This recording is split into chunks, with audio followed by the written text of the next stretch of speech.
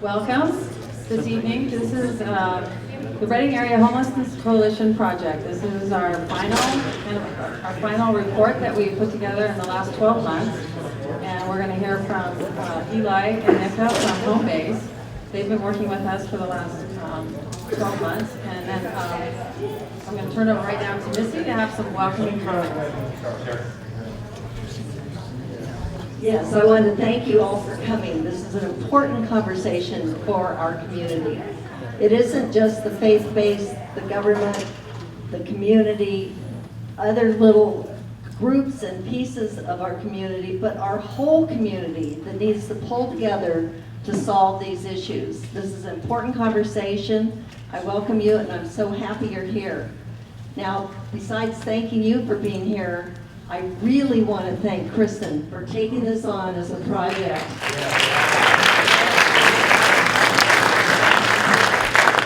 You're doing so much work, so thank you, Kristen.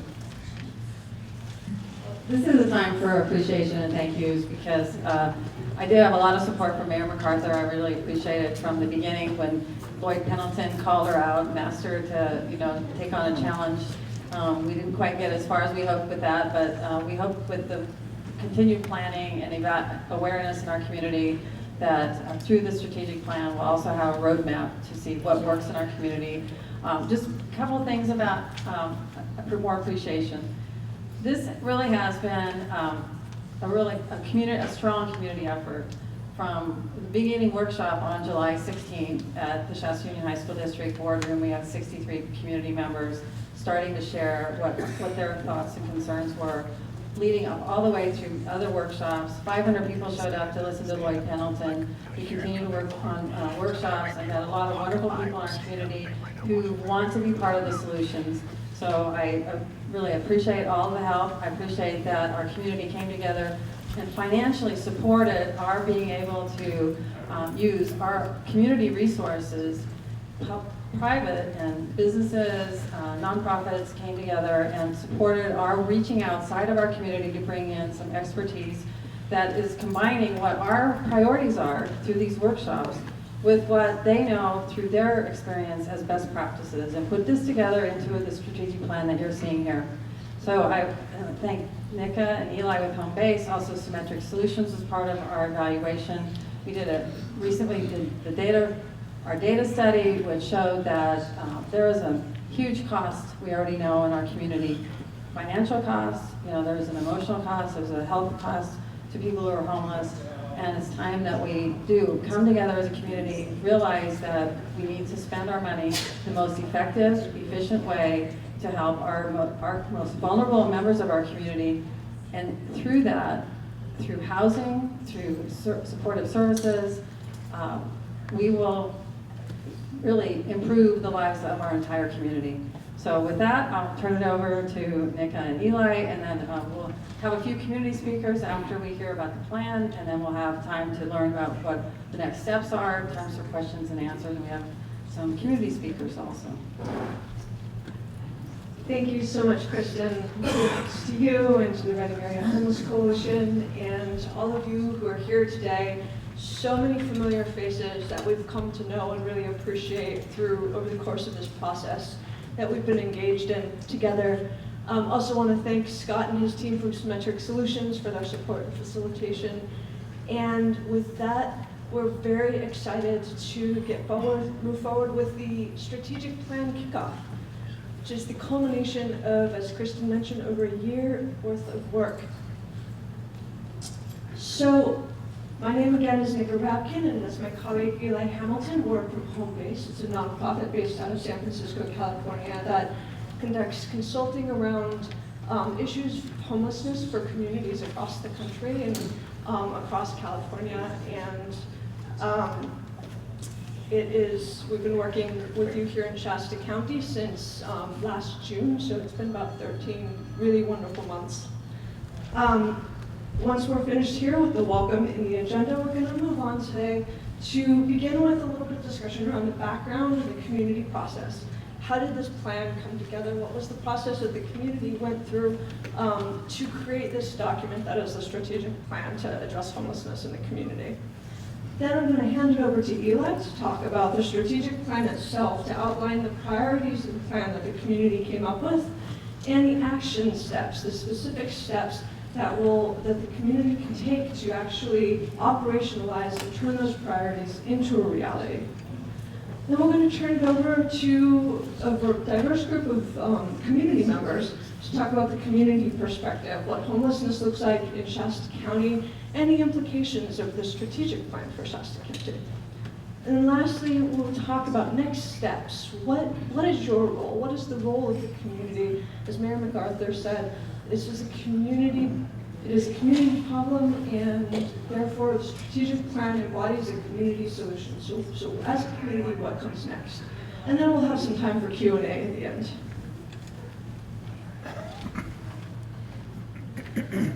So beginning then with the background and the community process.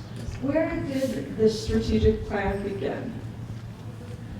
It began back in July 16th, when we held a community alignment session. It's a group of over 50 stakeholders, diverse group of people, from individuals who received, were consumers of homeless services in the community, to persons from the library, from law enforcement, homeless service providers, coming together to begin to outline what the challenges were that we're facing in Shasta County as a community.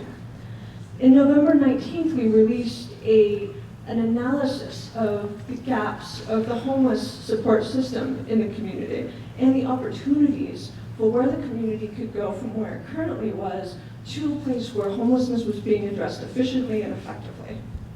On January 19th and 20th, we kicked off the actual strategic planning process with large open to the public community meetings. So a couple hundred community members, again, very diverse groups coming together to really identify, looking at best practices nationally and figuring out what does that mean for Shasta County, what makes sense here. We also held in February a consumer focus group of individuals who were receiving services from the continuum of care and the homeless services system to identify what the challenges and strengths of the system currently are. In February and April, we convened key stakeholder meetings of a steering committee that guided the development of the plan.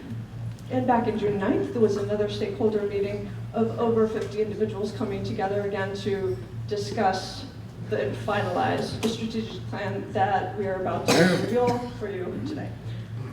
So all of this to say that it's been a long process. There's been a lot of participation and a lot of feedback, and it's really given the opportunity to marry the two, the best practices, what works in other communities, what's been effective in really efficiently solving homelessness across the country and in communities that are comparable to Shasta County, with what the community's particular culture is, its particular strengths are.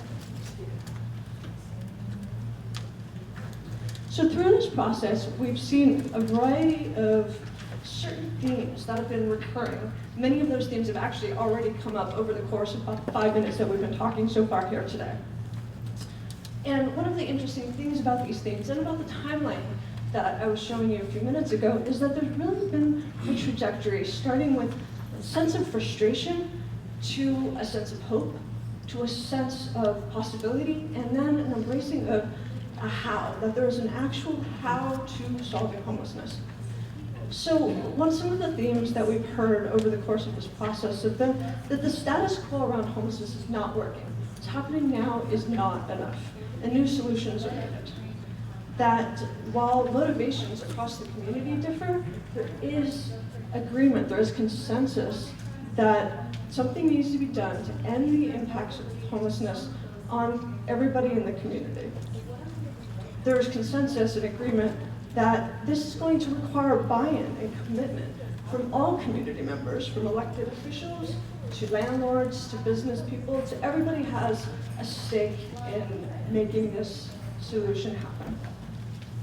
It's going to, and lastly, that addressing this issue, that solving homelessness, is to the benefit of everybody, but isn't going to happen unless we actively and consciously invest in solutions that actually make sense.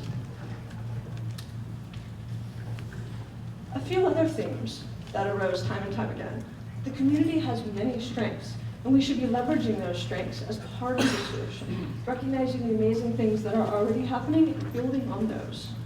Their resources are limited. They should be targeted to what it is that actually works most effectively, most efficiently. That we need a system to understand the scope of the problem, to measure the success, to ensure accountability, to track and manage data, to understand what's going on in the system and to understand the solutions. And lastly, that we are not going to be able to solve the problem unless we are aggressive about long-term solutions, including more housing opportunities and the supports that make it possible for people to stay housed. So a little bit now about the background of the plan. What is the strategic plan? The strategic plan is more than just a roadmap. It's a framework that embodies the community's vision, direction, and collaboration. A framework to actually translate the how we solve the problem into the reality of a problem solved. In this case, marrying best practices and what works with the community needs and opportunities here in Shasta County. So, to use another metaphor, it's like it's the architect plans. And one of the questions is, with these architect plans, that is the strategic plan, what is it that we're trying to build? What was the vision that the community outlined over the course of this year and these conversations over the course of the year? What do people see as the system that solves the problem? What we saw was that the county is envisioning a homeless response system that demonstrates strong system-wide collaboration, demonstrates a unified approach to reach agreed upon goals. It's driven by leadership at the county level, at the city level, and at the community level, and of course across the system, to support an effective and sustainable system. People envision a system that is effectively drawing more federal, state, and philanthropic resources into the system to address homelessness more efficiently. That targets these resources efficiently on programs and services that work to significantly reduce and not just manage homelessness. We'll also envision a system that develops data to understand the scope of the problem, the effectiveness of the solutions, and increase accountability for programs and for stakeholders. And lastly, the result of all of this put together is a system that ensures that all of our neighbors have access to the services they need to achieve self-sufficiency as contributing members of the community consistent with their abilities.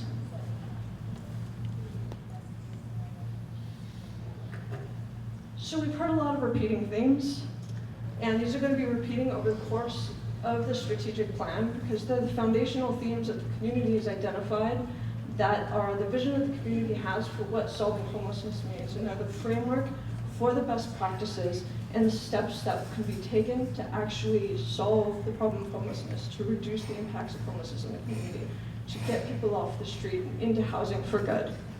And so the visions for success that the community came to, that brought all of these things together, is that we in Shasta County envision a homeless response system that uses our resources as efficiently as possible, quickly connecting our neighbors to the services they need to regain and retain housing or never become homeless in the first place.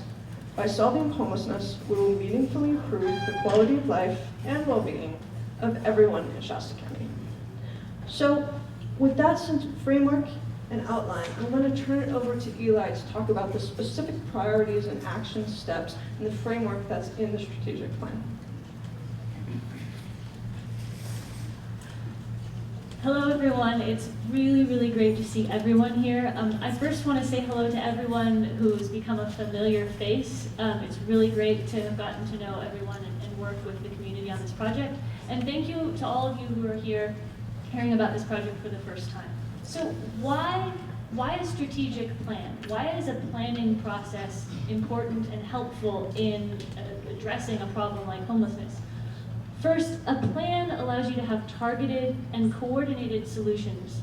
You could have a range of different actors in a community addressing this problem in a million different ways, and that is a really good thing. Having a plan that comes from those actors as a core and a direction makes those million efforts more effective as they're working together. And a plan can be a roadmap to success, as Nika mentioned, not a paint by numbers, do this, then do that kind of roadmap, but more of that architect's plan. This is what we envision, and as the work happens, and as this project, as this solution, and as many solutions get built, maybe the plan will adjust, maybe the vision will adjust, and it's a growing and living thing.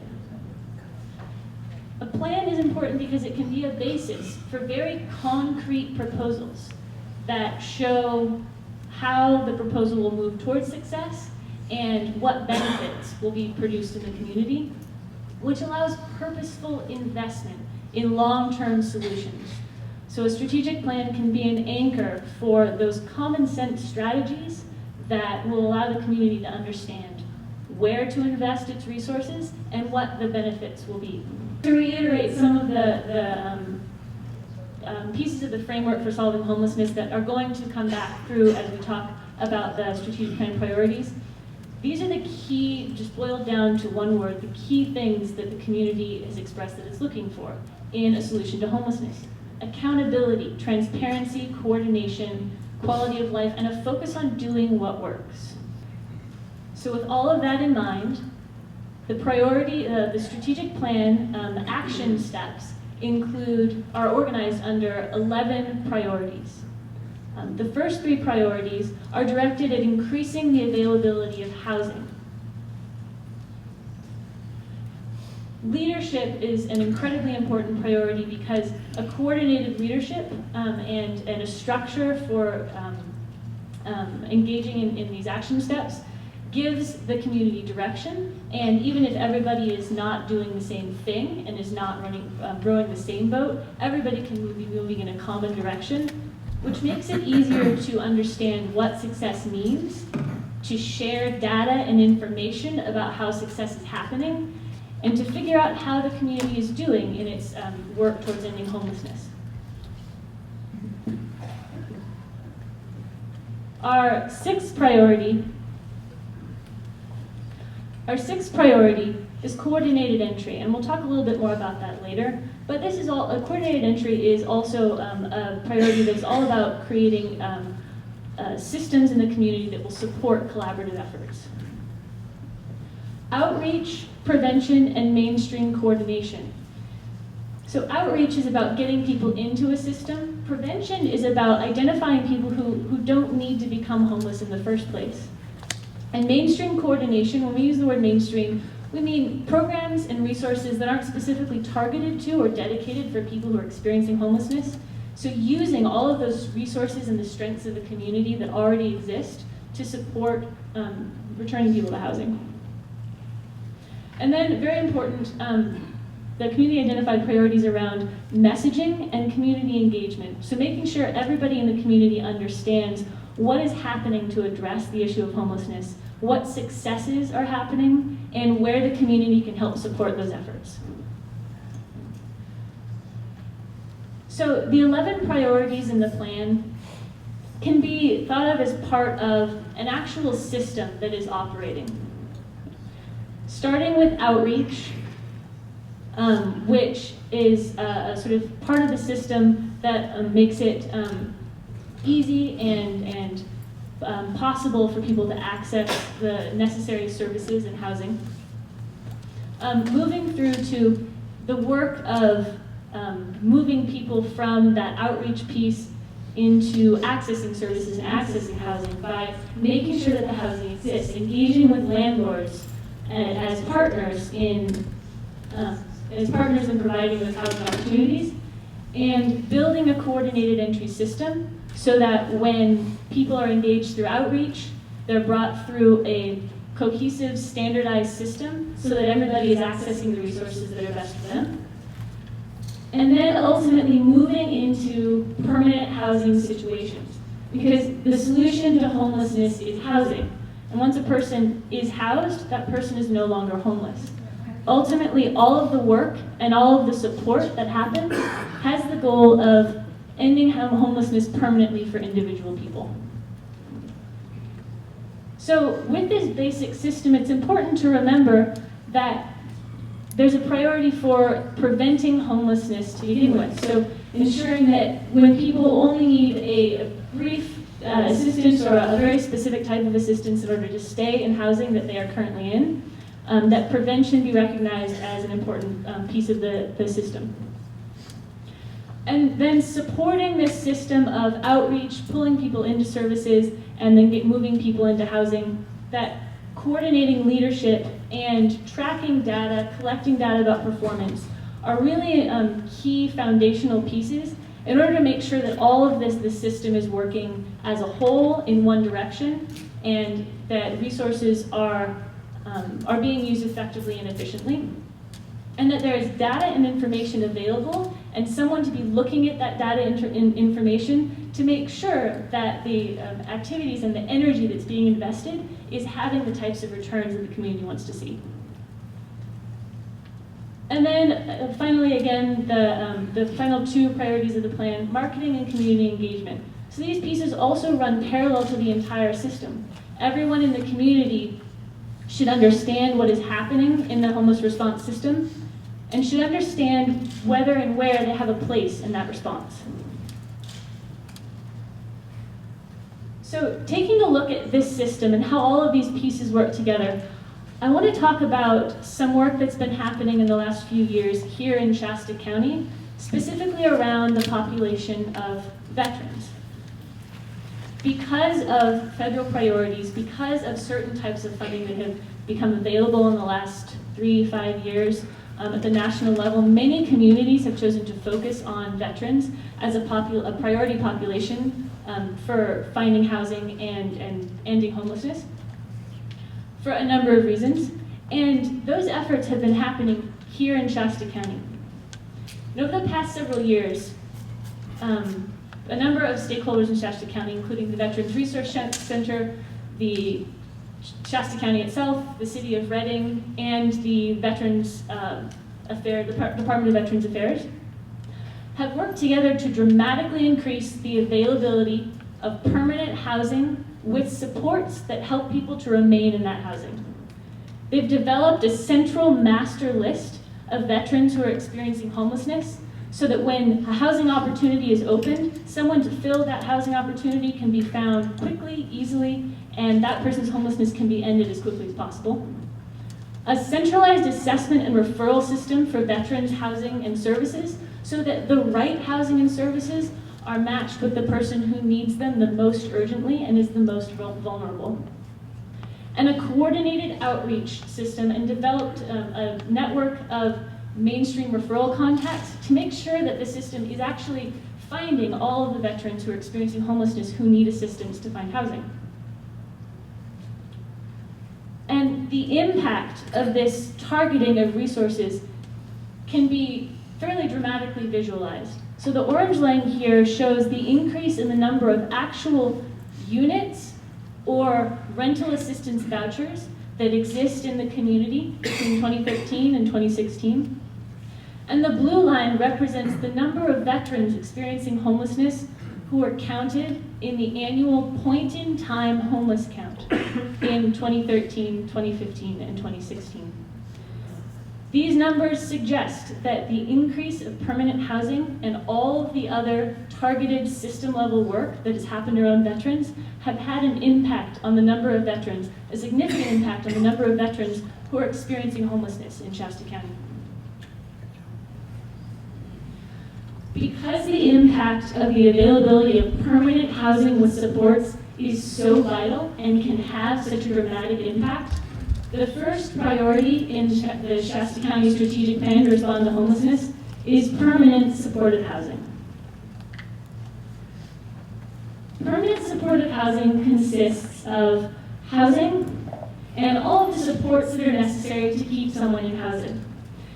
And I want to start with this part of the diagram. So people who are unable to sustain housing are engaged, are assessed to ensure that permanent housing with supports is the appropriate intervention, and then are connected with both rental assistance and case management, or someone who can be there to make sure that that person is connected with all of the resources in the community that are going to support them with healthcare, with mental health care, with any benefits that they may be eligible for, with education, with employment assistance, with anything that's going to help support their ability to maintain housing. This is a long-term solution. Permanent housing with long-term supports is not appropriate, and it's not necessary for everyone who's experiencing homelessness. Permanent housing with long-term supports is for people who will not, or probably will not, be able to be permanently housed, remain housed, without those supports. Generally, those categories include people who have severe disabling conditions that seriously impact their ability to remain in housing without help, and people who experience persistent homelessness, so that it's clear that a person is not going to be able to remain housed, keep from living on the streets, keep from bouncing in and out of emergency rooms and emergency shelters without this type of assistance. I want to talk about how permanent supportive housing works. Not technically how does the process work, but what makes it work. Permanent housing with supports works when the housing itself adds as few additional barriers to success as possible. So if we're dealing with a relatively small population of people for whom it is incredibly difficult to maintain housing for reasons generally beyond their control, you want to add as few barriers to maintaining that housing as possible. Intensive case management is very important in this type of housing, again, because of the high vulnerability and high needs of the population that's being housed. Supportive services must be provided to keep people from falling out of housing and into homelessness again and returning into that cycle in the community. It's very important to support landlord relationships so that landlord conflicts, landlord misunderstanding, and tenant responsibilities don't lead to, again, returning to a cycle of living on the streets and emergency shelter and ER rooms. Why is permanent housing so important? Why have I just stopped walking through the priorities to talk to you about permanent housing? Permanent supportive housing is the bottom line of how communities across the country are moving the needle on homelessness, particularly on the most visible forms of homelessness and the homeless populations that experience the most vulnerability. In rural Maine, a pilot program that housed 163 people with severe disabling conditions showed that 95% of those people remained housed after the first 2 years. This is generally a benchmark of a permanent housing solution. Not only was homelessness ended for 95% of the people housed, but studies have shown that the total cost savings for a half of a year from housing those 95% of participants was $219,000. Similarly, in Denver, a program that was studied that housed only chronically homeless individuals, meaning those individuals who experience the longest periods of homelessness and have the highest barriers to housing success, were successfully housed, and 77% of these chronically homeless individuals remained housed after 2 years. Again, in San Diego, we pulled communities as examples. We didn't want to walk you through more than 3. If I had included all of the studies nationally that show the effectiveness of permanent supportive housing in housing those people who are hardest to house, we would be here all night, and I would have 50 more slides than I do. The action steps of the Shasta County Strategic Plan to End Homelessness under permanent supportive housing are numerous. I've pulled several just as examples, and I encourage you, if you're interested in permanent supportive housing and what steps are suggested in the plan, to find the plan, read the plan, and see what's going on already in the community. Implementing a cross-sectoral housing task force so that everyone who has access to the resources and the decision-making in order to create more housing can get in the room and can make a concrete plan in order to do that. To establish priorities in existing voucher programs. This is a step that has actually already been happening in the community, and there's room for further action. Expanding the number of agencies that have the capacity and the training to provide permanent supportive housing. Growing this resource until it meets the need, and then moving on to grow other resources. So we've talked about one permanent housing solution for a small, relatively small group of individuals who need a high level of supports indefinitely. But there are a lot of people who are experiencing homelessness who are not going to need that high level of investment. And rapid rehousing, priority number 2 in the plan, is another permanent housing solution, but it targets those individuals and families that aren't going to need permanent or even long-term support. Rapid rehousing is for those families and individuals who might be experiencing a short-term financial crisis or a medical crisis, or are underemployed or unemployed, or just have a need for a specific type of educational, employment, medical, or health, or mental health service. Rapid rehousing identifies those people who need this level of service, finds housing for those people as quickly as possible by working with the clients to understand what type of housing is needed, where the client would be interested in living, what types of accommodations might be needed, and creating a plan with that family to find that type of housing, to move that family into that type of housing, and to have a plan for transitioning that family from a temporary rental assistance and temporary case management into self-sufficiency. So this is not a permanent intervention, but it is a permanent solution to homelessness for individuals and families. So rapid rehousing is an important intervention because it has been demonstrated to be more cost-effective than other longer-term interventions for people who don't need long-term supports. And it can rapidly end episodes of homelessness, keeping people out of that experience of homelessness. Action steps included in the plan, again, are more numerous than this. I've selected a few. But more additional funding is needed, both for short and medium-term rental assistance and also for medium-term case management to ensure that while people are transitioning into housing stability, they have access to the supports, the case management, the guidance, and the thought partnership that is necessary in order to connect them to all the community supports that they're going to need. Priority 3 is strongly connected to priorities 1 and 2. We talked about permanent housing with long-term supports. We've talked about rapid rehousing. The ultimate question is where? What units are going to be available to house people permanently? Sometimes this means building new permanent supportive housing developments with new construction or with conversion. Oftentimes, particularly in Shasta County, the community has said that this happens in scattered site apartments, so market rate apartments that are owned by landlords who then partner with service providers and with rental assistance providers to move people out of homelessness and into housing units. This is a conversation with landlords, and this is a relationship that needs to be built with landlords. Landlord engagement is important and is its own priority in this plan because one of the greatest challenges to having effective housing programs is identifying units and identifying landlords that are willing to provide more and more units in order to house people.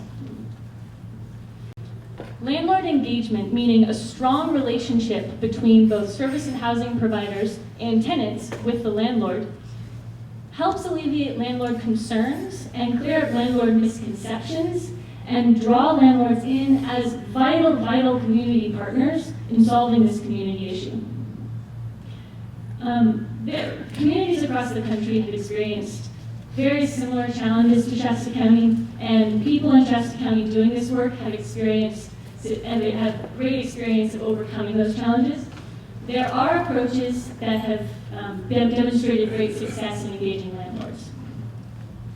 Some of those strategies are laid out in several of the action steps under this priority, including protective payee services, landlord support hotlines, mediation programs to resolve landlord-tenant disputes, to prevent those disputes in leading to eviction, risk mitigation pools that provide financial security for landlords in the event of damage to units, and housing navigators, so that people who are looking for housing and trying to find units have someone there who can help them speak to a landlord, help them start building that relationship, and navigate the systems that exist to help people find housing units.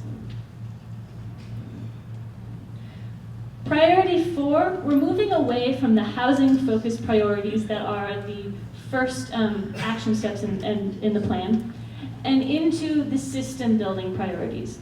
Leadership is a high priority in the plan because it supports coordinated community action towards a common goal.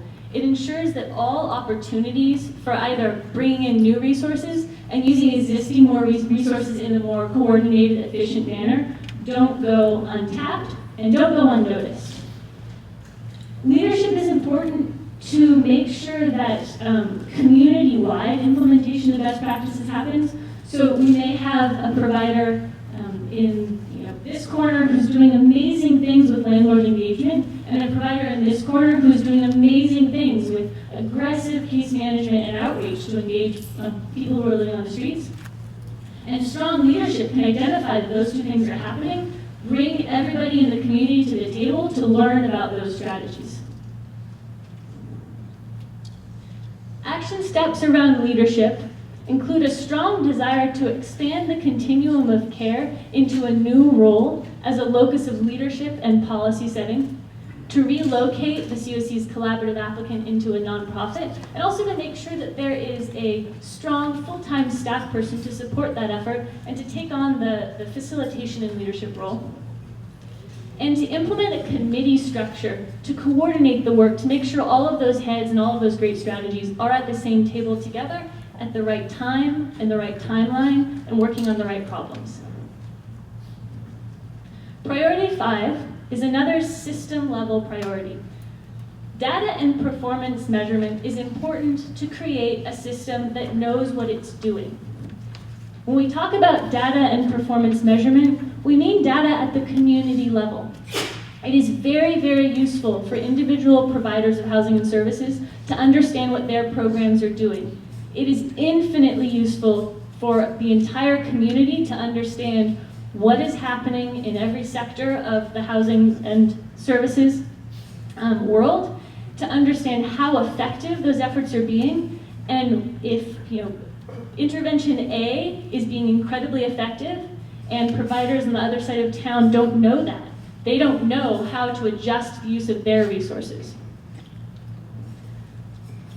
Again, when we talk about data and performance measurement, there's always a question of where do you get the data? And the answer in Shasta County at the moment, and in the plan the community expressed a desire to carry this on forward, is HMIS, the Homeless Management Information System. This is a data system that is a required system for many sources of federal funding, and at its core, it's a database where information is collected from people who are experiencing homelessness or accessing housing and services, and is stored. And data is stored so that it can be reported. What HMIS can be is a way to make decisions about how to spend individual provider resources and how to spend community resources. It's a way to understand who is entering the system, why they're entering the system, why people are experiencing homelessness, what happens when they enter certain types of interventions, and what types of housing and services are working for what types of people. HMIS can ensure accountability so that when resources are put towards a particular program or intervention, real outcomes are being tracked, and both providers and the community at large can be held accountable for where resources are going. Things that the community is very eager to advance under data performance and measurement include conducting a community process to identify what data system needs the community has, how they're being met by the current data system, and where expansions or changes to that data system would help meet the community's needs. To adopt community-wide performance measures, for the community to come together and to agree on this is what we see as success, numerically speaking, this is where I want to be, and we want our programs to strive to achieve this level of housing stability or this level of income increase for their participants. And then to regularly report on those community performance measures in a public forum, to the continuum of care, and to every stakeholder in this plan, to provide that accountability and also transparency so that the community can understand what advances are being made toward ending homelessness. Priority 6 is coordinated entry. And I know a lot of people in this room have been very, very excited about Priority 6, coordinated entry. Developing a community-wide system for accessing homeless housing and services. What is coordinated entry? It's a term of art, and it's something that we always should define when we use it. Coordinated entry is a centralized or coordinated system with standard entry points. And that can mean a single entry point. It can mean a number of different agencies that can take people in and get them registered for services. A standard assessment for people who are walking in asking for services, so that if I come into provider A and I say that I need housing, and if I come into provider B and I say that I need housing, those two providers are going to assess my need for housing in the same way. It's going to be fair, it's going to be standardized, and it's going to be based on what the community has agreed are important factors when determining what housing and services best meet the needs of individuals. And third, a process to then refer households and individuals to the appropriate services. So a coordinated entry system is not necessarily a data system, it can be a human system. And it understands what resources are available in the community at any given point. It has a way of determining what resources an individual needs and what resources are best going to get that individual permanently housed. And it has a process for connecting the individual to the resources. Action steps that the community was excited about under coordinated entry include establishing a committee to make sure that whatever coordinated entry system is developed makes sense for Shasta County. If you're interested in coordinated entry, there is an appendix in the strategic plan that lays out some suggestions that came out of community workshops around what a coordinated entry system might look like and what might work for Shasta. Is there anybody here with a black Buick with a license of 5 NOJ236? Black Buick? That's mine. Can you meet me up front? It's a Pontiac, Buick, GM. Thanks. Are there any other community announcements? Sorry.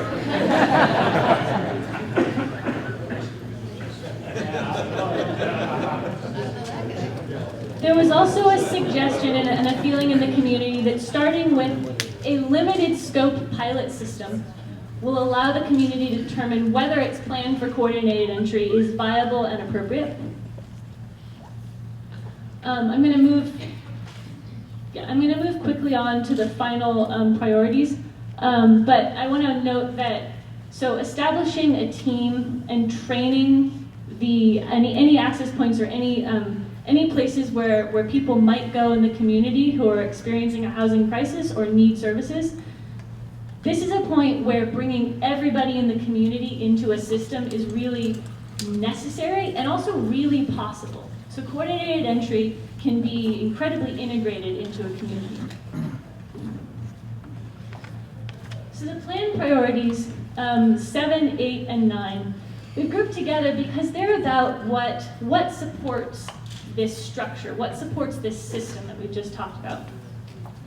Outreach and engagement is a separate priority in the plan because it's really important to have a way to let people who are living outside, sometimes especially in Shasta County in very rural and remote areas, understand that services are available, that housing is available, and that someone is going to be there coming to them offering those services until they are ready and make the choice to accept them.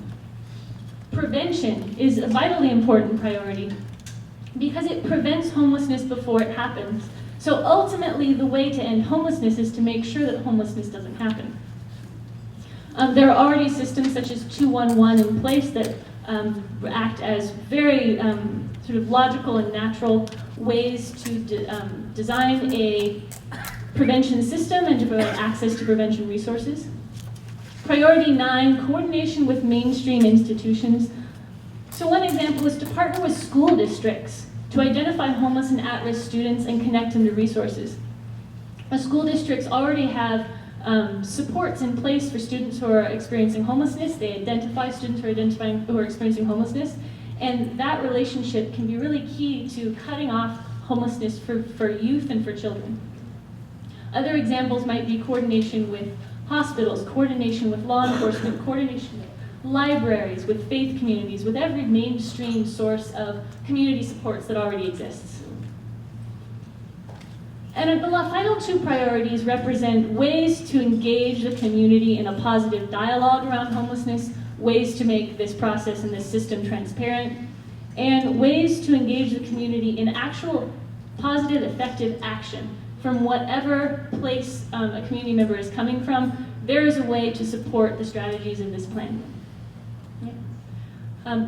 Very quickly before we move on to community speakers, I want to speak about the structure you're going to see in the plan. So you've seen it a little bit. We've numbered the priorities. And numbering priorities indicates some sort of hierarchy. And in this case, it's a hierarchy of needs in the community. So if you think back to the system map that we had before, there was a big arrow going across the screen from outreach to coordinated entry and assessment and to whatever was in that center section, to housing, to permanent housing, supportive housing, to rapid rehousing, landlord engagement. I was in the middle, that's necessary.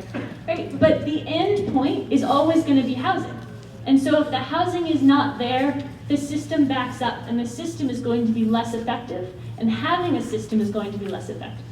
So the base of our pyramid, our hierarchy of needs, includes all of our permanent housing priorities, priorities 1, 2, and 3. It also includes data and coordination, so coordinated entry and data systems, because that's how you make sure you have the right type of housing and that people can access it. And then leadership, because without leadership, central leadership, group leadership, community leadership, it's difficult to move housing and data and coordination forward. The next level in this hierarchy of need is prevention, outreach, mainstream partnerships. When you've gotten on the way to getting all of the housing that you need to meet the needs of the community, then you really ramp up your outreach. Then you know you're going to have a place to put someone when you've reached out to them. You build your mainstream partnerships. You say, hey, we can put people in housing. You know, if the law enforcement are seeing people who are experiencing homelessness, send them to us. We know what to do. We can have a system that's going to house them.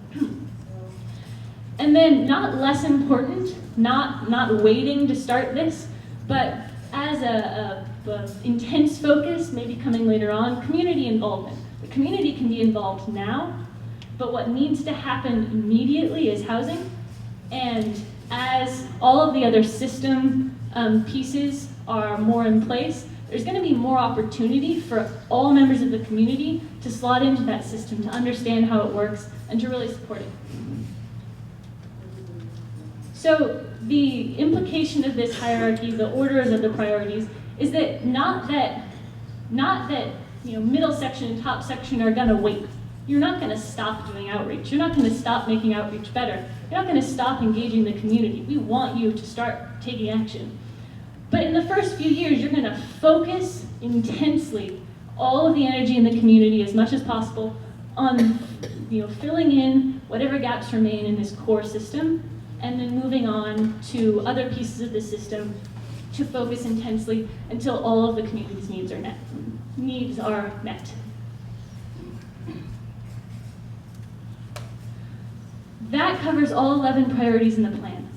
We did not have time or room to include all of the incredible, exciting, doable action steps that cover those priorities, but I encourage you, if there's anything that you're interested in or want to know more about, pick up the strategic plan and take a look at what many of you in the room came up with out of your brilliant minds that will really, really have an impact on homelessness in this community. Speaking of the community, I'm going to ask Kristen to come up and introduce a number of community speakers. Thank you. I don't know if you remember back in August of 2014, I put together a panel on homelessness. At the time I was running for office. And the reason was there was a real sense of frustration and concern in the community. And I was running for office and I wanted to learn more about all the important issues in our community. And so I thought it was a great time. We had over 100 people show up after I sent out an email, and 2 weeks later. And what I've seen from then till now, and hearing Eli talk about it, is it sounded so complicated back then. It sounded so difficult. It sounded people were very frustrated. We were coming up with new titles and names for who these people are, our community members. We had labels for them that I wouldn't want to repeat. So can you imagine the evolution that's occurred since then? Now we're actually thinking that this is a really complicated issue. It still is, but you can see there are wonderful solutions out there, and a whole host of people in this room. How many of you have participated in any of the workshops, gone to a meeting before, been, wow. See, and I just love it when I see people I've never met before come here today too. How many are brand new to coming to a workshop? See, it's great. And the plan will be available online at the United Way NorCal. I'll send out an email with that information that will give you a direct link to the plan that you can download. It's 42 pages long. It has wonderful information. We're going to talk a little bit more about what the next steps are after we hear from our community speakers. In addition, the Shasta County Arts Council is filming this, and they will give me the link to the YouTube, and that will also be sent out to everybody who's on our email list, which has now grown to 420 people in our community who have shown an interest also. So, or in addition to everybody who's here. So I'm going to introduce a few of our speakers today. We really appreciate that they joined us here and are sharing information. Robin Glasgow is the Chief Operating Officer from the Shasta Community Health Center.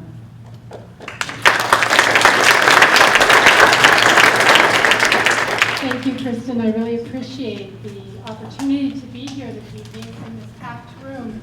And I also appreciate seeing some of my friends and colleagues from work and smiling faces, because this is a little nerve-wracking to be up here in front of all these people.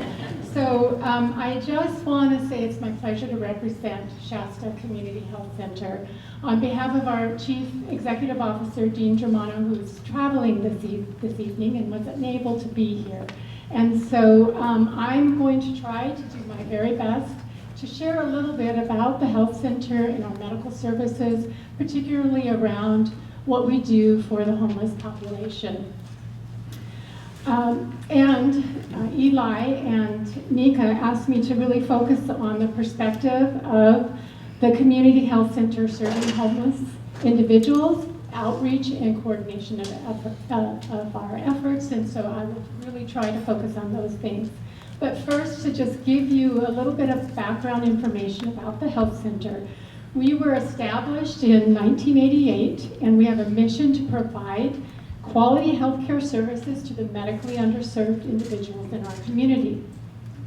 We are a federally qualified community health center, and we serve over 33,000 patients or individuals and last year delivered over 131,000 visits to those individuals in Shasta County over our 6 sites and in our mobile health program serving primarily homeless individuals in 2015. Our primary role is prevention and improving the health of our community. We also receive a federal Healthcare for the Homeless grant so that we can target care to the homeless individuals in our community. The Healthcare for the Homeless program at Shasta started in 2003, so we've been doing this for a lot of years. And we started it because we recognized that there were too many barriers to care for the homeless in our community. The lack of health insurance, the lack of transportation, the lack of services, especially behavioral health, primary care, ongoing specialty care, and dental care. So with our HOPE program, we serve mostly adults, some families, and a few children from time to time. Our team uses a multidisciplinary approach to delivering care, combining outreach, integrated systems for primary care, mental health, dental, substance abuse services, and case management. And I can't emphasize the importance of the case management piece to this multidisciplinary approach. In 2015 alone, we provided over 20,000 homeless visits among all of our health centers, of which 3,500 occurred out in our mobile services and in our outreach programs. Now, I want to explain what that means because many people think that we solely provide homeless services in our van and in our outreach, but we serve patients every day in every one of our facilities who are either homeless or at risk of being homeless. Now, our health center definition is not as strict as a federal definition. So when a patient comes to our health centers, we ask them, what's your housing situation? Where did you stay last night? And they share with us what their situation is, and then we track that so that we can better serve our community by understanding our population. Additionally, we can't do our work alone. We are very, very clear that community partnerships are so essential in order for us to accomplish our work. The Good News Rescue Mission, One Safe Place, Health and Human Services, including social services and public health, mental health, hospitals, other healthcare, community healthcare providers, police, churches, schools, and the list can go on and on that we work with in order to carry out our mission. Our program success really does revolve around these partnerships, and so I am so happy that the strategic plan is coming to fruition so that we could really work more intentionally on that. So thank you, Nika and Eli, and Kristen, and everyone else who's been involved. So I wanted to touch, Kristen asked me to touch a little bit on complex case management and respite care. And I just am so excited to say that there are a couple of projects coming soon to our community where community providers can work together to address the complex needs of vulnerable populations, many of them who are homeless. And one such program is called Whole Person Health, Whole Person Care. And the health center, working with Health and Human Services and others, are really keen on the idea that we can partner to tackle these vulnerable populations and really provide some complex case management, medical case management, housing case management, and other types of services that can help wrap around and help them get into housing and stay into housing. The other, there's a couple of different initiatives that are on the horizon, and I don't have enough time to describe all of them, but I just suffice it to say that there is hope, and we're really excited about that. The other topic that Kristen asked me to touch on is respite care, and although I don't have a lot of details, we do have collaboration and conversations taking place now with some of our lead medical providers. Dr. McMullen, I see you here in the audience. Thank you for being here. And the hospitals, both SRMC, Shasta Regional Medical Center, and Mercy Medical Center. We're talking about the idea of working with the Good News Rescue Mission to provide a certain number of beds, so to speak, where patients who are ready to leave the hospital but have nowhere to go can go to a safe place where there'll be medical personnel available to help address their medical needs, and the Good News Rescue Mission personnel available to help with the housing component. So that is just a really exciting opportunity that we're looking forward to. I also wanted to end with just some information that I wanted to share with you that you may have heard before, especially Nika and Eli. Because we are a member of the National Healthcare for the Homeless Council at the national level. We stay in contact with them and in fact use a lot of their resources in order to help develop our programs. They have a mission, and we really believe in their mission that I wanted to share with you tonight. Their mission is founded on principles that homelessness is unacceptable, that every person has the right to adequate food, housing, clothing, and health care, that people have the right to participate in the decisions that affect their lives, that contemporary homelessness is a product of conscious social and economic policy decisions that have retreated from a commitment to ensuring basic life necessities for all people. And lastly, that the struggle to end homelessness and alleviate its consequences takes many forms, including efforts to ensure adequate housing, health care, and access to meaningful work. The strategic plan that we've been talking about tonight to respond to homelessness in Shasta County outlines priorities, recognizing that housing is the number one. All of the priorities are essential, but we need to think and plan for housing first. Shasta Community Health Center is 100% supportive of the strategic plan, and we will continue to be a willing partner in our community's effort to solve the homelessness problem in Shasta County. So thank you, and I'd be happy to answer any questions.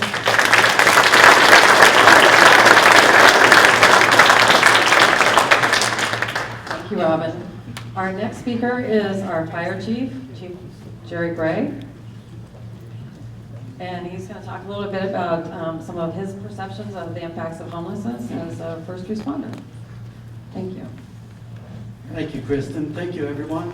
Jerry Gray, your fire chief. I'm hot, and I'm smoky, and I'm wet.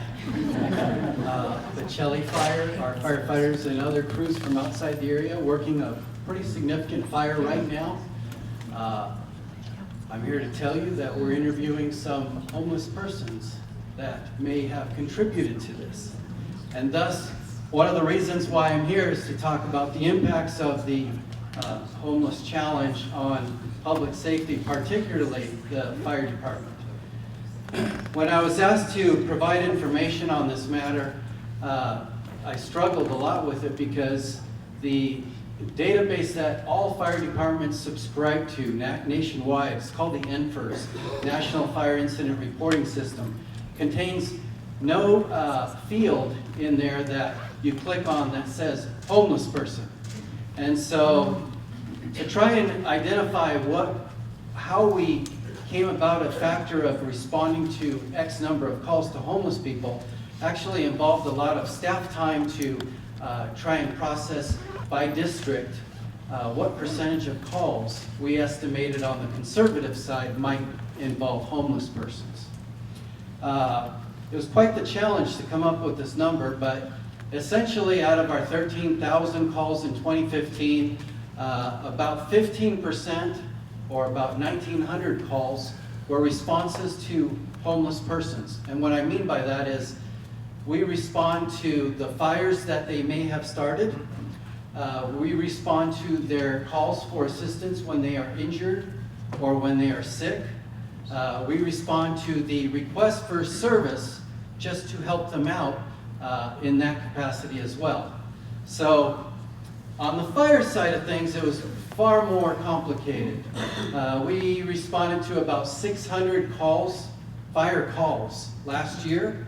And the only way we could glean any information was to read the lengthy and exhausting narratives from every single fire. And if it indicated reasonable suspicion that a homeless person was involved in the narrative, then we simply tacked that down as a fire that was started that way. In doing so, I think we missed a whole lot of fires that may have had some involvement from homeless persons, not always intentionally, sometimes it's unintentionally. But still, we wanted to err on the side of being conservative. So, out of these 500 and so fires, we definitively came up with 33 fires that we can actually say were attributed to a homeless person. Now, yesterday, the Reading Fire Department had an 11-acre fire by Turtle Bay. The fire originated out in the middle of a field. No normal person, no normal family would traverse that field in that area. Still, our department is disciplined enough to never pin the cause of a fire on a homeless person because it simply is in an awkward location. This has to be done methodically through evidence, through interviews and so forth. And once we have not only ruled out everything else, but we've actually confirmed the cause of this fire, then we attribute it to that cause.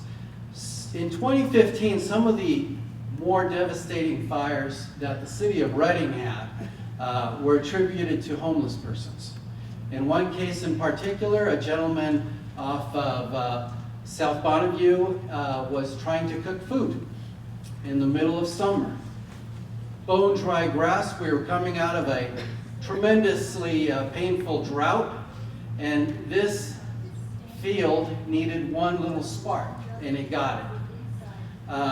This is oftentimes how things happen. I have to tell you also that we have seen some sort of almost like a fire warfare too, where various encampments try to burn each other out in the field. It's a rough world. We tacked on a total cost. I don't want to take too much more of your time. There's some outstanding speakers still to come. But we computed a total cost of our services in 2015. This is the cost of the Reading Fire Department, your tax dollars attributed or assigned or committed to persons that are homeless.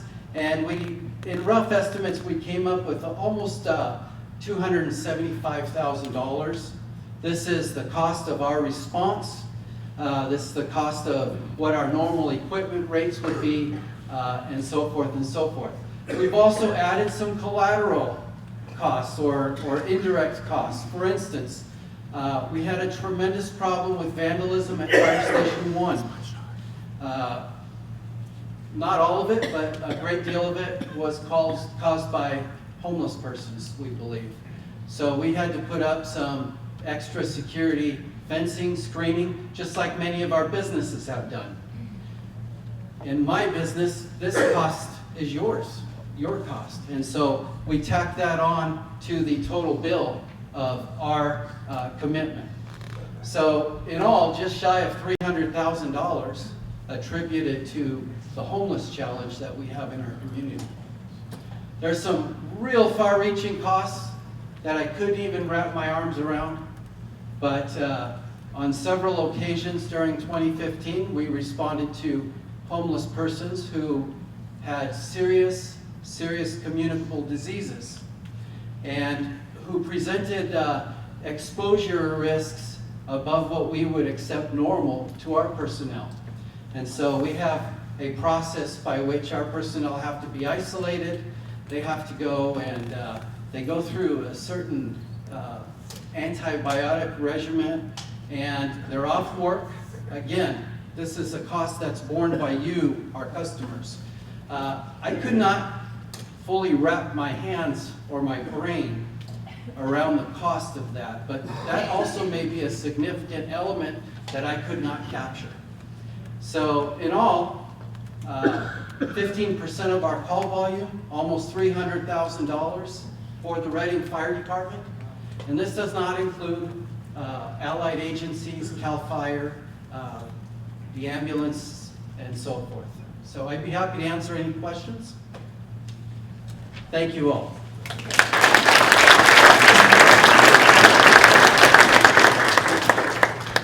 I think several of you were at our report that we presented on June 8th, which was the compilation of all of the calculation of, our estimated calculation of what it costs to our community, which was $34 million, and that was one of the components.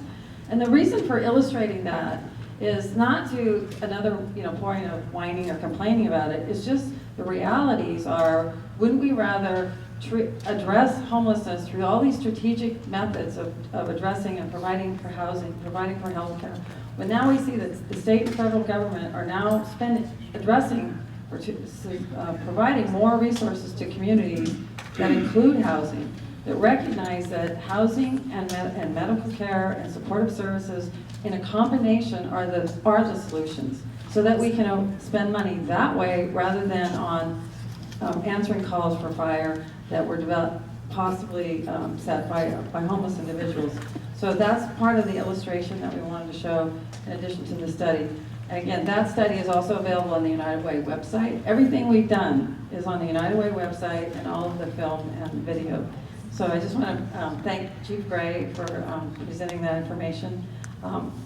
Our services, both our fire and police, first responders, do great, excellent work. They're part of the team in our community that work with the healthcare providers, that work with even the case managers.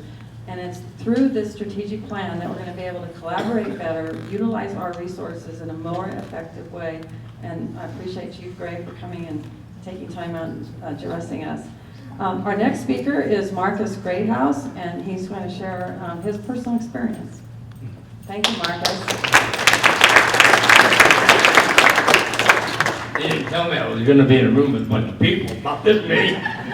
First thing I'd like to do, I'd like to introduce the two people who are sitting here that will beat you up right here. Could you stand up and reach out to the audience, please? These are the greatest people in the world. Let me tell you, on a 1 to 10, they are an 11. That's the truth. I have never went down to the office, not one time, and felt bad when I left.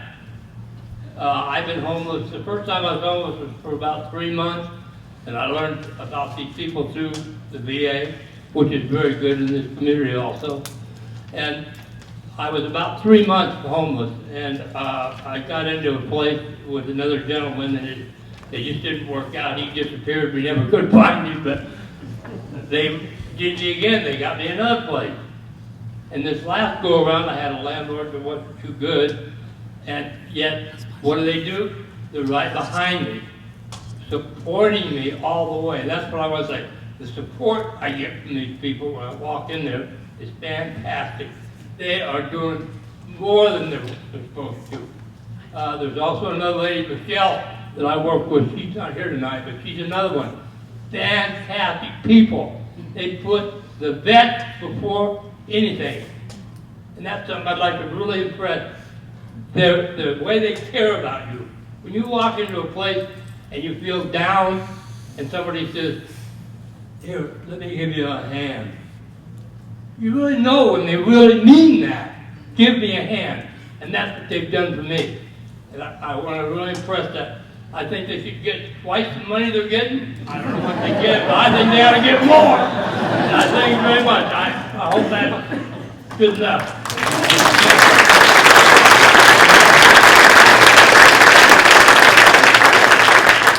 Thank you, Brad and Jennifer, for inviting Marcus to join us. This is a good example of what housing case management or case management work helps with, and that's what Marcus was talking about. And I want to also give a shout out to our county CEO. Larry Lees is here with Supervisor David Keogh.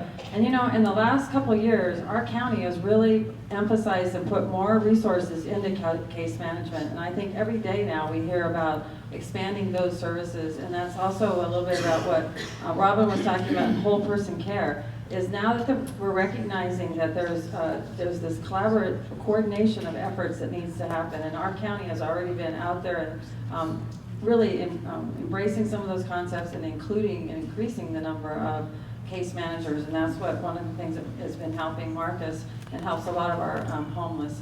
So our next speaker is Melissa Engelbright.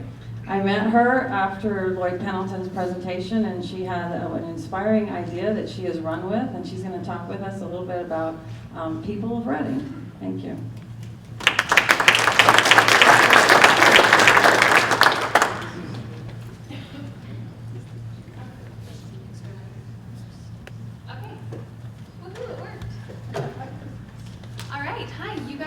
Bigger up here than you do down there. My name is Melissa Engelbright. legal bright. I have 4 boys, and I live here with my husband and my 4 kids, and we have lived here for 5 years. And we love Reading. It's been the best place for us to raise our family, but that has not always been the case. 5 years ago, we lived in North Carolina, and my husband had just finished grad school. We had 2 boys at the time, and I was 8 months pregnant with boy number 3, and my husband accepted a job in Reading. And because I was so big and pregnant, my doctor wouldn't let me travel, and so, until we moved. So I had never seen Reading. And so we pulled our moving truck up to our rental on August 17th. And I was 8 months pregnant. And it was 117 degrees outside. And I opened the car, and the wall of heat hit me. And I looked at my husband and said, "What have you done?" And then we started getting to know the community. I started going to the library, and I started seeing the homelessness. And we lived in several states, and I had never seen anything like this before. I'd never seen so many homeless people before. And we had friends who moved to the area, and then were leaving because of it. So we started thinking, well, should we be living here? Is this safe? I started asking around and asking anybody who had been here for a long time, who are these people? Why are they here? And why is this such a problem? And in asking that question, I learned 2 things. First, there's a lot of anger. There's a lot of frustration about homelessness in Reading. And number 2, a lot of people don't have good information. There's a real lack of information about homelessness. And so I heard all sorts of things. The mission is just busing them all in. That was a big one. Another one was people are homeless here because they want to be homeless. So there's a big homeless by choice population. That was another one. A lot of people said they're not really homeless. They're just pretending to be homeless because they can take advantage of all the services here. And it's really awesome to live that way. So these answers did not satisfy me. But at the same time, I kept feeling a prick at my heart that said, keep looking, keep asking, figure out what's really going on here. And so in January, I had the opportunity to take part of the Count the Homeless project. And I'm sure many of you know what that was. A big group of volunteers went out and we found as many homeless people as we could and asked them a list of questions to collect data. And in the 3 hours of stopping random homeless people, I probably found 20 of them. My heart changed. And I learned more in those 3 hours than I had in 5 years of just talking to people. I met people who, I met drug addicts, I met felons. What struck me was when I would go approach people, they'd flinch. And that made me really sad, that they obviously have had some trauma. And I had to sit several times. I had to sit with the uncomfortable reality and the uncomfortable realization that their story could have been my story. That had I been dealt their hand, I could be where they are. And once you realize that, everything changes. And that's where I was. I realized, I've got to do something. And so I'm a mom. I stay home with 4 kids. So I didn't know what I could do, but I thought, I wish the community could go through this experience that I've just been through. If we could just listen to each other. We could stop being so afraid and so angry and just listen. And so I thought, I want people to have this experience. And so I'm a photographer. I can take pictures. I can tell stories. So I thought, all right, I can, my friend's here, she's making me cry. I thought, all right, I can introduce people in Reading to our homeless citizens. And so I was hoping to do that. I was hoping to paint a clear picture of who our homeless residents are. And I was hoping to cut through the anger and soften hearts. And so the first day I went out, I met Ray. It took me 20 minutes to get out of the car, to get the courage to get out of my car and talk to him. But I'm so glad that I did. I thought, what are these people going to think if I just walk up to them and say, hi, tell me your story? But I did. And Ray was a vet. He has PTSD. He was married to another man. And he had scars all over his arm from his wife waking him up in the middle of the night from her nightmares. I met Tony. Tony was ridiculously good looking. Tony is a recovering heroin addict. Tony told me about when he was 6 years old, his dad started punishing him by throwing raw pinto beans on the ground and having him kneel on them with his feet up off the ground. And anytime he let his feet drop, his dad would whip him or beat him. I met Greg. People loved Greg. Greg, people probably know Greg. Greg is, let me just get my paper right here. He's a college graduate. He's a colorblind artist. His wife left him because of his meth addiction. And he said he hasn't been able to draw ever since she left him. This man found me in the library and he said, please tell my story. Please interview me. He said, I'm a paranoid schizophrenic and no one understands me. This is the hardest thing I've ever been through in my life. Please tell my story. I started to notice the correlation between childhood trauma and homelessness. And this man was raised in the foster care system. He never had a home. He aged out of the foster care system with $5 in a backpack of stuff, and he's been homeless ever since. This is Bob. Bob and I cried together. Bob experienced very high levels of trauma as a child and has PTSD because of it. He's an alcoholic. I met him picking up trash at the library because he said he enjoys going to the library and he wants to continue to do so. He once had a job as a truck driver and was making $80,000 a year but lost everything because of his alcoholism.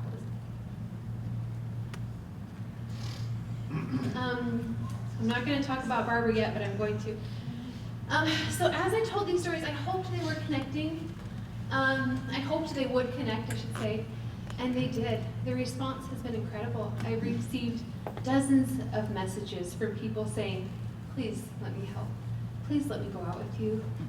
After reading these stories, I had a woman say, I read these stories and because of it, I saw a man rummaging around in the garbage at Walmart and I went and bought him a meal. And he wept and said it was the first full meal he'd had in months. I had another woman say I saw a homeless woman distraught because she had lost her cell phone and she was expecting a call from her caseworker that could change her life, but she couldn't find her cell phone. And she said, I thought our people already, and I sat with her and I waited until we could just find her cell phone. And I'm hearing so many stories of this. My favorite one is probably Greg. He's the guy that looked like Santa. After I told his story, I had several women on People of Reading on my site saying, has anybody seen Greg? How's he doing? I went to the library today, I didn't see him. Has anybody seen him? And that people were checking in with each other and checking in with me to keep tabs on Greg. And it made me so happy to know that these people who probably like me for their entire lives have looked the other direction. Now we're scanning the crowds looking for Greg.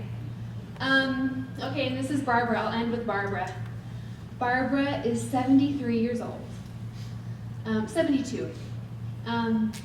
But she said she never did well in school because she was hungry all the time. She said her dad was too proud to accept help. And so she lived off of wild greens and beans and roadkill, if they could find it. She said she ended up in foster care. She was tossed around in different houses and different schools. She could never find the right classes.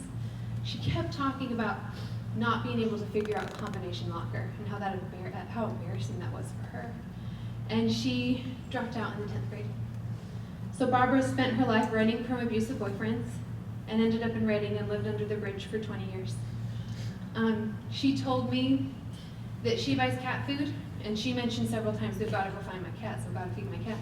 She buys cat food and feeds the stray cats every day because she said, I know what it's like to be hungry, and no one should feel that way. When I met Barbara, she had finally secured housing. She was in a motel, and she talked about sleeping in a bed for the first time and how amazing that was. She talked about taking a bath so long that she was sure her skin changed colors. But she was paying a high weekly rate. And at the beginning of the next month, she would get a reduced monthly rate. But there was about a 10-day gap. she was going to need $400 to cover that time, and she didn't have it. So she was going to have to go back under the bridge. And I thought, we cannot have a 72-year-old woman going and living under the bridge. So I hesitated to ask for money on People Are Ready because I didn't want it to start to influence the stories when I'm talking to people. I don't want them to know, and I didn't know if I had earned enough credibility with the community yet to start doing that, but I thought, we've got to try. So I didn't tell Barbara anything. She didn't know we were going to try it.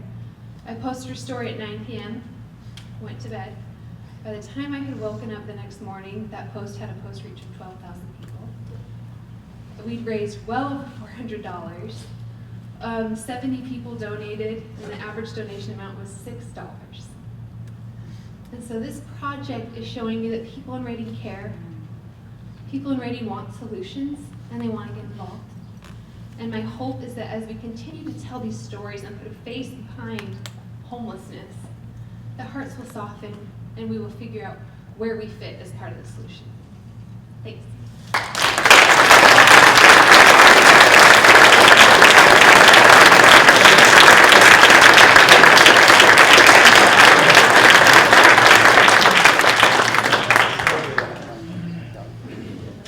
Melissa, I'm really touched because I don't know if you guys do Facebook. I'm a novice. I really appreciate that Melissa has taken the time to help us with our awareness. And I've gone on to her Facebook page, and every time I do, there are so many positive messages. I think it's 99.9% of the comments that you read on her Facebook page. People appreciating what she's done and wanting, learning more about the faces of homelessness in our community. And I really applaud Melissa for doing this. It's a really special thing that you've done and helped our community better understand. So I was trying not to look at Molly behind me. And so our next speaker, how do you follow this? I have a hard time. Lance Jacobs, come on up and follow Melissa.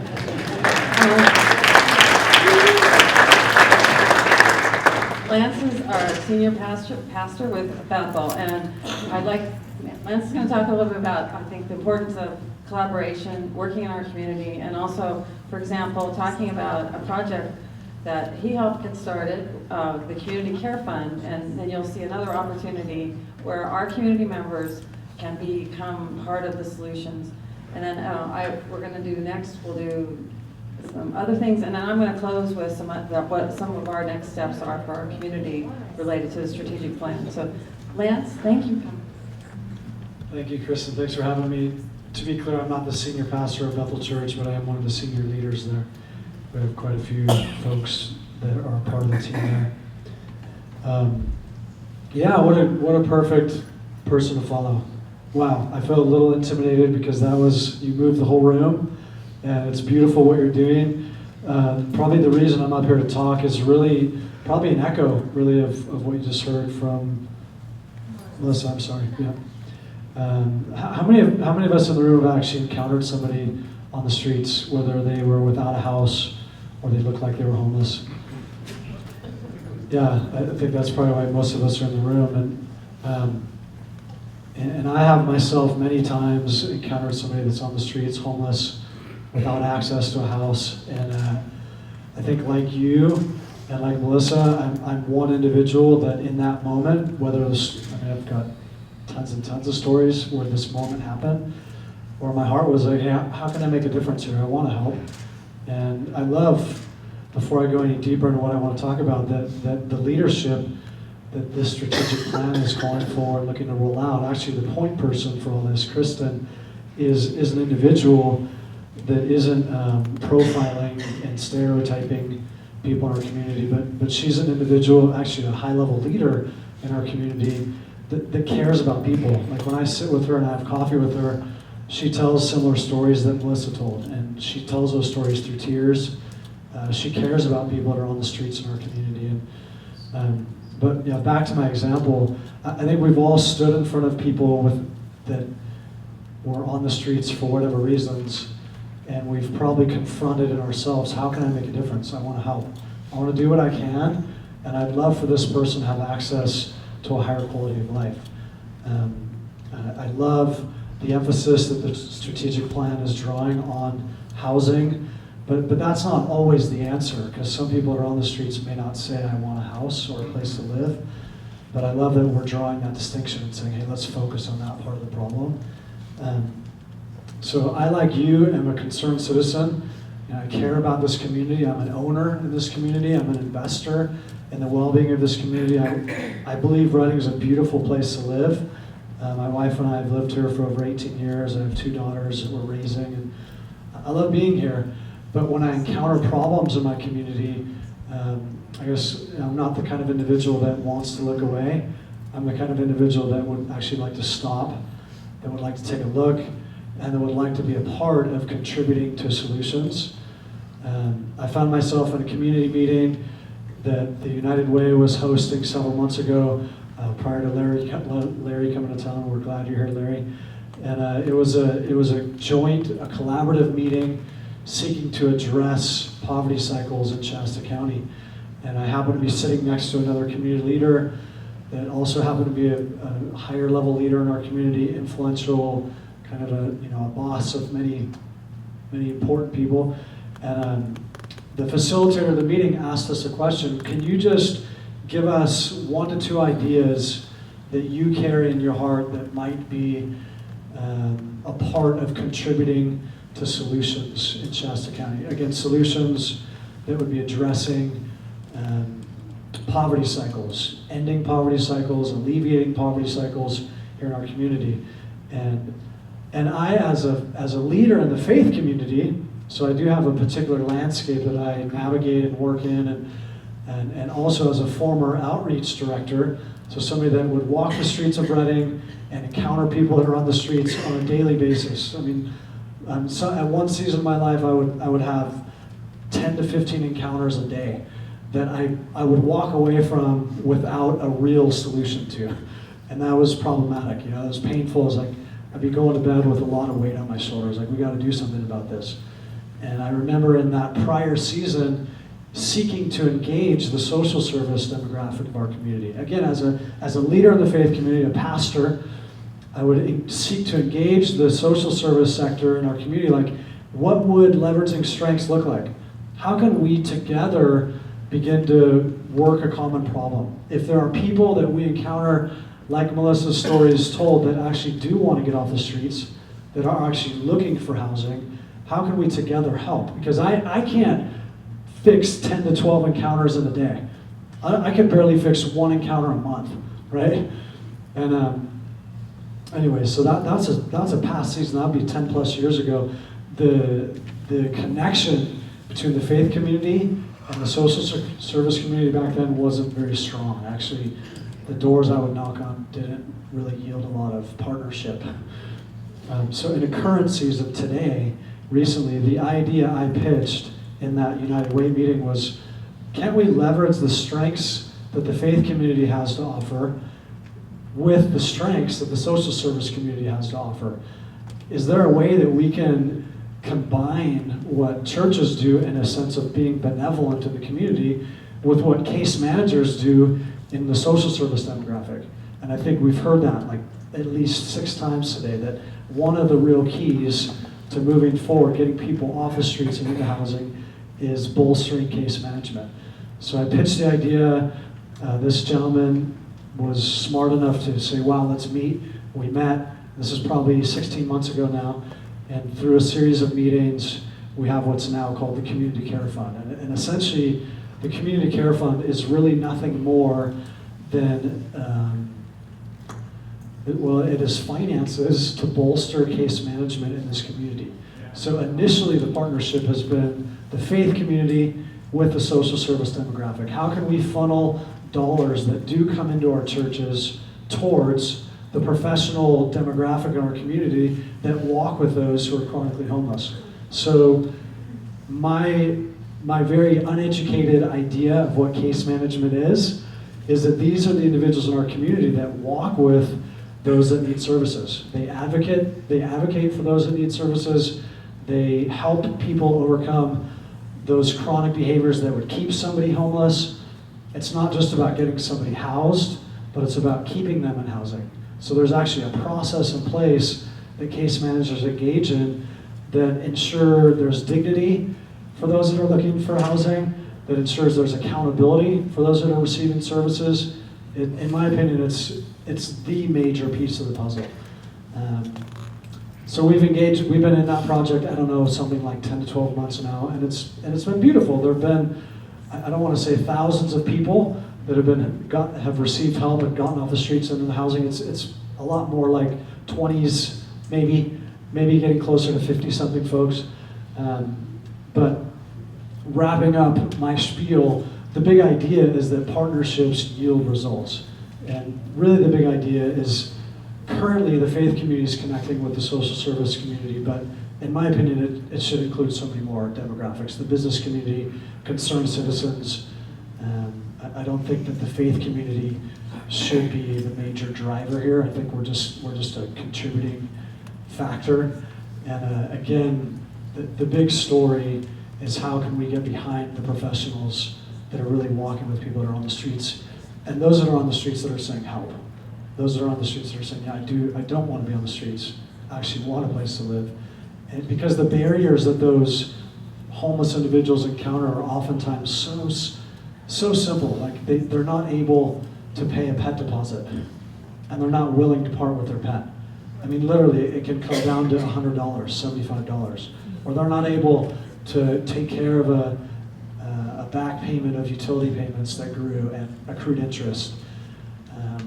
I mean, it's very simple stuff. Like I needed money for the rental application fee. I needed money for the deposit fee. Things like this that actually, if there was a collaborative force in place, I think those money needs would get satisfied really quickly.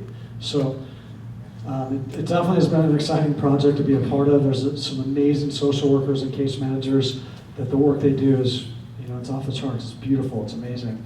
But I know I'm getting ahead of the strategic plan. I definitely am up here to blow the trumpet of what the Community Care Fund's trying to accomplish. And I do think more partners and other demographics of our community tying in to projects like this is really a big part of the solution. So thanks, and I guess I'll be hanging around for questions if you have any for me. Thank you.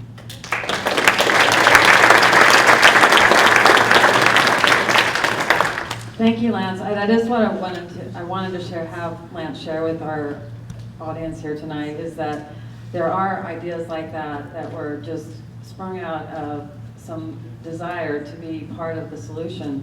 And I want to give a shout out to NVCSS, Northern Valley Catholic Social Services, is the entity that's administering the funds. And I believe it's a loan repayment program. And so if you want more information, you can get it from Northern Valley Catholic Social Services, and I'll include that in an email that I'll send out after this, so you can have a link to learning more about that.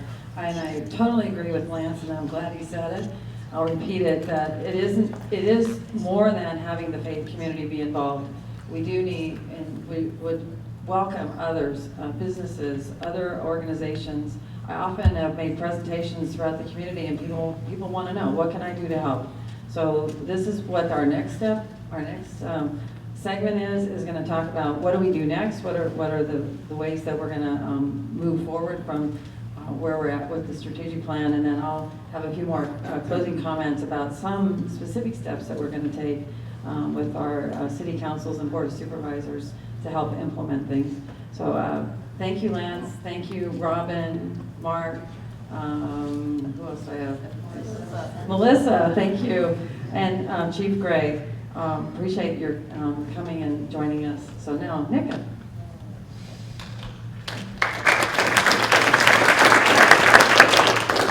Thank you, Kristen. It was just an amazing group of speakers, and I cannot even begin to start summarizing all of the themes and all of the highlights of everything that we just heard. So I just want to make a couple of points. It's a couple of reoccurring things that we've heard just throughout the evening and how all of this ties together. We've heard so much about why this plan is important, why, for various reasons, regardless of where you're coming from and what your position is in the community, you care about this issue and you care about solving homelessness. If it's the business case and the cost, and the impact on our first responders, if it's the human face and the humanitarian issues, your personal belief that people have a right to live with a roof over their heads and food on their table, whatever your position is, we're hearing so many reasons why it's time to change the status quo on homelessness in Shasta County. So that brings us back to where we started with this conversation today. We started with an overview of what the plan was for the system that people were envisioning. What is the vision for what could the system look like that could end homelessness? And then Eli walked us through the specific priorities and some of the action steps in the plan that will lead the community to executing on that vision. And we're not saying that those are easy steps, but they are absolutely doable steps. They're actionable steps. They're steps that have been taken from what we know works in other communities across the country in terms of ending homelessness, in terms of really moving the needle on what it is the community has expressed it wants to accomplish in solving this problem. And it's worked over a year talking to different stakeholders saying, what is actually doable here? What actually makes sense with the resources that are here, with the energy that's here, with the foundation that we already have, that we've heard so much about tonight, partnerships that already exist, and strategic innovations like the Community Care Fund and the work that Shasta Community Health Center is doing, and NBCSS and all of the community partners here. So much work going on to end homelessness and invest resources in things that are going to work. So what are our next steps from here? So we encourage you all to take an opportunity to actually look at the plan more deeply, to see what those action steps are that this process is outlined as being the accomplishable goals that will lead us to the final vision of solving homelessness. And in the meantime, in addition to taking a look at that plan and talking about that plan, engaging with and understanding the action steps, there's a few other things that you in this room could be doing right now. Going back to what the mayor commented on in terms of the community solution and the way that as a community problem, we together as a community can have the opportunity to address this problem. So what is the role of the people here in this room today? First of all, as we've discussed, the strategic plan is a roadmap, but it's only a roadmap. There's still the entire step of implementation. It's going to take us from the how do we accomplish this, to the actual building and accomplishment of the plan itself. And the community voice and participation, your presence in this room today, and continuing this conversation and continuing to understand what homelessness means in the community and what its solutions are is going to be critical to the success of implementing that roadmap. So there's a few specific things moving on from here that the community can do that's going to help drive these solutions forward. The first of those things is engaging and supporting your leadership in adopting and implementing the action steps in this strategic plan. Cities and the county can adopt the plan, various organizations and stakeholder entities in the community can endorse the plan.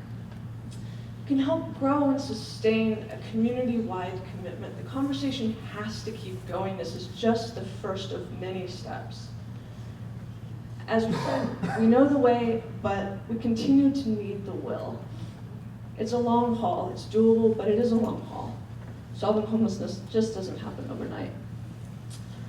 Helping to build an understanding the issues and solutions across the community is critical to ensuring that there's that will to accomplish the way. Sharing what you've learned through your participation in the process, through your presence here today, about the challenges of homelessness, the face of homelessness, the things that actually go to solving homelessness, like permanent supportive housing and case management and effective systems and leadership.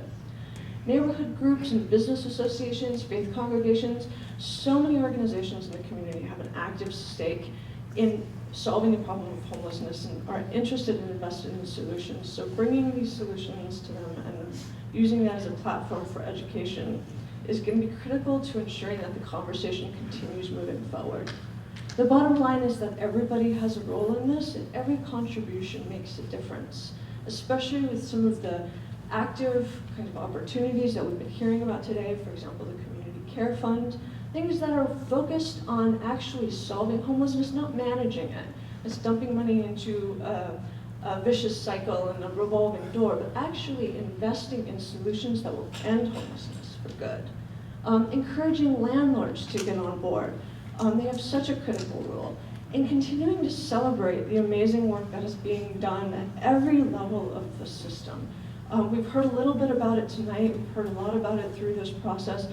It's an amazing group of people here in Shasta County who are already doing incredible work and already have the strengths to accomplish the goals that are in this plan.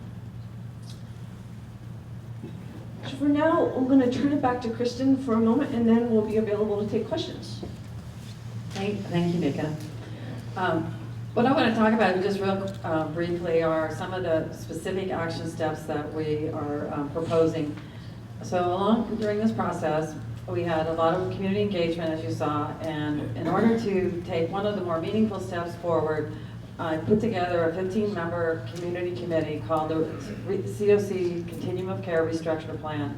Because what we have grown to understand is that we need to be a little more directed at the solutions, which is having a leadership in the form of a director of the community that can coordinate with the continuum of care. So the continuum of care right now is we have membership meetings, and then there is a COC Continuum of Care Executive Board, who's a policy-making entity for our community that the federal government recognizes and requires that we have in place to maintain our eligibility for HUD funding and also for federal money that comes through the state through the Emergency Solutions Grant funding, and also other programs that are coming down the way that will provide funding and resources for addressing homelessness. So that leadership is key and important. So this restructuring committee that we formed met for 7 hours in a facilitated meetings and developed 3 strategies that we put together in a plan. It's called the COC Restructuring Plan. And I'll give you the 3 components. One is to hire a full-time staff. This has been a voice that's been voiced as a concern from the beginning, July 16th, 2015, all the way through our process. We previously had a part-time staff person. Every community has to address their needs that they have based on what our priorities are. And this committee and all of our community members, that has been a top priority, is to have a full-time staff person. The second is to evaluate and make sure that we have the best data collection system. It's not that we learn how to count homeless people better, it's that we address and we implement the measurements, the assessment to know that the programs are working, the funds that we're spending on the programs are being spent in the proper and the correct way so that we get the best bang for our buck, and that we have an accountability system through data collection. The third is the coordinated entry, which there's a great demonstration here and an explanation. I won't go into more of that. Those 3 components, we put together a budget of, for example, $209,000 for 1 year that would help us implement those 3 things, and we're asking our community governments to help pay for that. After we have already had the community support all of this work at $115,000, we're now asking our governments, Shasta County Board of Supervisors and the 3 cities, to help contribute, along with our committee has promised to raise another $10,000 from our business community and associations, organizations, to pay towards the $209,000. And we've also outreached to the McConnell Foundation, who in past experiences have been generous with their support in the meaningful things in our community that will make a difference. And we have been engaged in a conversation with them, and they believe that they'll be supportive if we get all of the support from our governments. So the first meeting is this Reading City Council on July 19th, next Tuesday. Following the next week on July 26th with the Shasta County Board of Supervisors, the meeting's at 9 a.m. And the following meeting is Shasta Lake. We're scheduled now for August 2nd.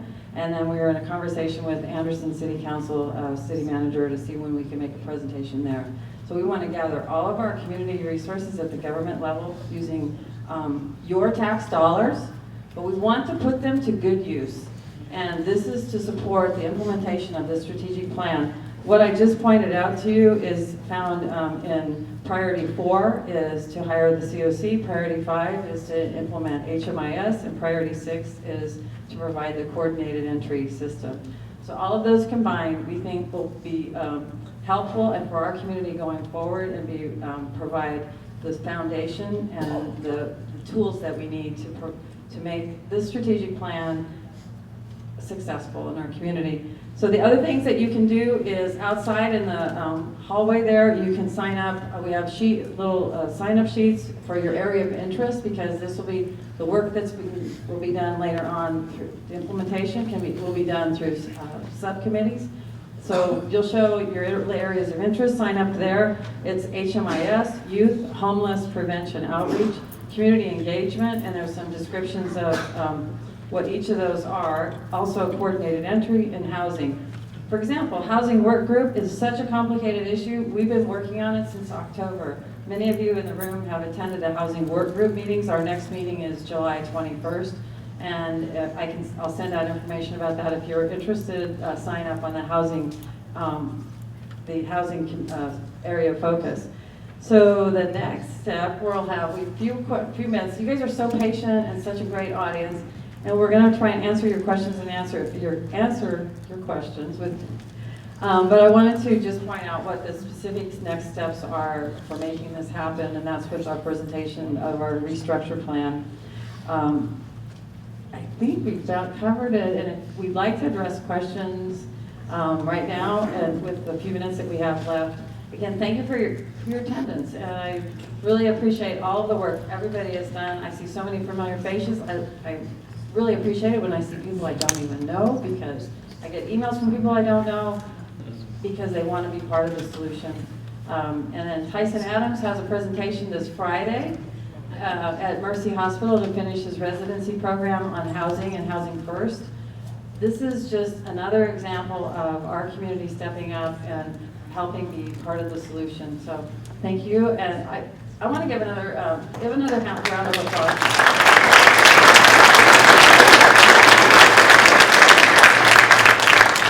Really, they have done incredible work in our community. I thought that Eli's presentation was so articulate about all of the solutions. You can see this is doable. We have a population of possibly 3,000 people in a year that are homeless, maybe 300 chronic homeless. Those numbers are doable. It's solvable. And I think heads are nodding in here. This is solvable. And with the tools that we were helped in developing from Homebase, Eli, and Nika, and their team, and Symmetric Solutions. I want to thank them again, and I appreciate it. We'll have some questions and answers. And I know I speak for Nika and myself when I say thank you all for being here, for the incredible energy and work that we have asked you all for to help us summarize this. And this is truly a community piece of work. So thank you. We're going to have a fancy question and answer system with note cards, but we're not going to do that anymore. Thank you for sitting through a very lengthy evening, and we want to hear your questions. If you have questions for us, we're definitely happy to answer any questions about the plan or anything you heard tonight. If you have questions for a specific speaker, if they're still in the room, feel free to identify them and ask your question. We'll call them up. Hello, my name is Bud Hancock with Providence International. I think first and foremost, we would all, as a common community citizens, will want to thank Kristen Schrader for her servant leadership to bring us all together.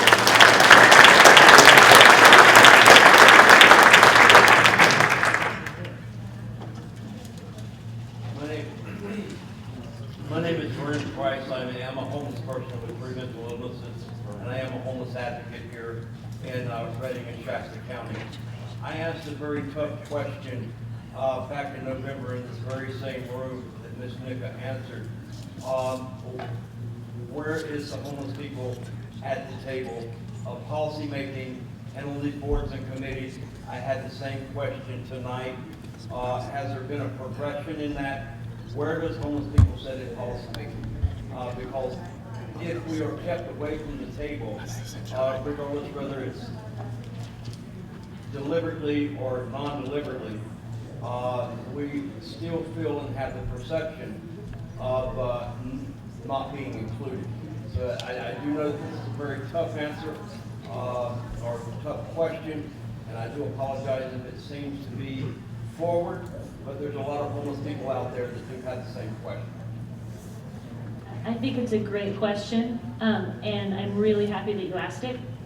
The involvement of people who have experienced homelessness and are currently experiencing homelessness in planning for solutions, in figuring out which solutions are actually going to address the needs of people experiencing homelessness is vital. And I believe and hope that that voice that we heard from the community through this process is expressed in the strategic plan, that at every point when decisions are being made about how people are going to be helped, what services and housing are needed, that the voice of people who understand those needs the best is not only included and not only supported, but actively sought, and that people who have the experience of homelessness in Shasta County can serve if they are willing as educators, as outreach workers, and as paid employees in many of the positions in the system that responds to homelessness. In fact, and back in February, there was they had a focus group of formerly homeless individuals that I wasn't even allowed to attend. I wanted to go. I particularly reached out to homeless people I'd met that were homeless, and I wanted to make sure that they were at the table. And I think you were there at that meeting. It was at the Methodist Church. So Homebase, solicited that input in a way that was not influenced by anybody else that could have been there. Myself, I wasn't wanted to, I did show up at the very beginning. I also want to say that you'll also see in the strategic plan there are places, part of the action plans, action steps, there are a number of places that call items that call out for the involvement of formerly homeless, to be at the decision-making table, to be involved in the COC, to be involved in the COC executive board, which is a very common practice. And it may not be happening right now, but the plan going forward would be to have, during this restructuring plan, we would invite more people to be involved in the leadership team. So Homebase did reach out in a number of ways to encourage participation, and thank you for asking our question. So I think we're getting close to our time. Do we have any other questions? Doug? My only question was on the homeless management information system. The county currently has an existing one in place. Are they planning on utilizing that one with the budget that you have presented? Or is there upgrading the existing one included in that budget, or purchasing a new one? That's a great question, because in the restructuring plan, what we put in a budget, a line item in the budget is to evaluate what our current needs are, to hire someone who has expertise in this, evaluate what our current needs are, and do an RFP process to select whether it's the current system or other systems that are available. There's several, like 3 or 4 main systems that are available, used nationwide. And so we're going to do a selection process. So if you were interested in that particular component, there is a committee on there, or an area of focus. You can sign up for HMIS, and you would be part of that selection process. So that's a great question, because we are wanting to evaluate our current system. We're going to do it through a meaningful process to find out what the best system is for us, and a budget that we can, for a cost that we can afford. So that was a great question. Wow. We're winding down. I want to thank everybody. We'll be having, I'll be sending out more notices. I think it'll be a great way we'll have another meeting to talk about how people can get involved. You can always email me at kschrader.com kschrader@gmail.com, and that information is out there. Thanks again, everybody.